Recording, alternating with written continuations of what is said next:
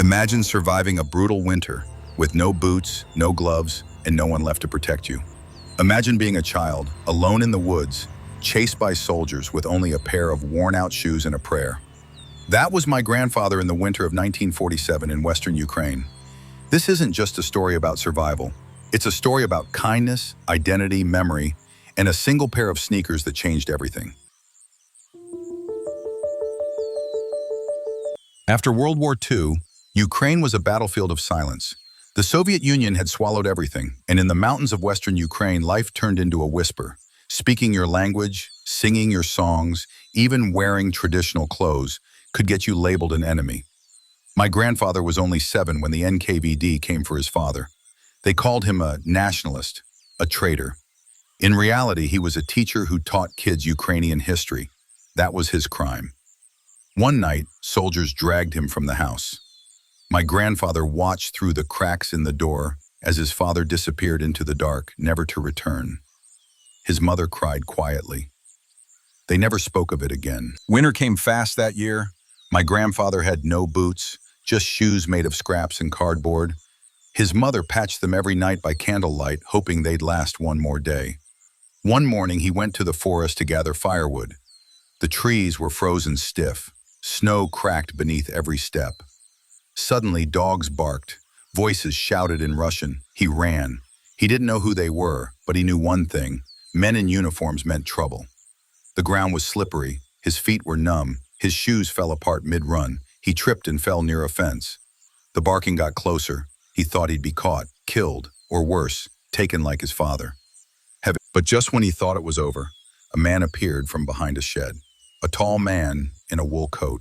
Without saying a word, the man lifted him over the fence, pointed toward the hills, and whispered, "Run." Then he took off his own shoes, real sneakers, military style, warm and solid, and gave them to the boy. My grandfather could barely speak. The man looked into his eyes and said, "You'll tell this story someday. Go." My grandfather ran. The barking faded. He ran all the way home. When he burst through the door, his mother stared at the sneakers. She didn't ask questions. She just held him and cried. They never found out who the man was. He disappeared like smoke. Those sneakers lasted through that winter, then the next, and the next. My grandfather wore them until they were nothing but strings in memory, but he kept them, always, in a box under his bed. Every time I visited him, I'd see that box. One day I asked him why he kept such old shoes. He smiled and said, "They're not shoes, they're a second chance." For years, I didn't understand, but as I grew older, I realized those sneakers weren't just protection from the cold. They were proof that even in the darkest moments, someone can choose to help. Someone can choose to be human. My grandfather passed away 5 years ago. We buried him next to his mother. Inside his coffin, next to his chest, we placed those sneakers. Because they were more than leather and laces, they were the symbol of a life saved by kindness. They were the reminder that in the heart of tyranny, someone chose to be free, not by fighting with weapons, but by saving a child. That's the kind of freedom no government can kill. And that's the kind of memory no time can erase. Today, I live in a world of sneakers. Everyone has 5 pairs, 10 pairs, designer labels, and online drops. But none of them mean what those old sneakers meant. In every conflict, in every war, in every dictatorship, there are small, quiet acts of defiance. Sometimes it's a protest, sometimes it's a song, and sometimes it's giving your shoes to a freezing boy in the woods.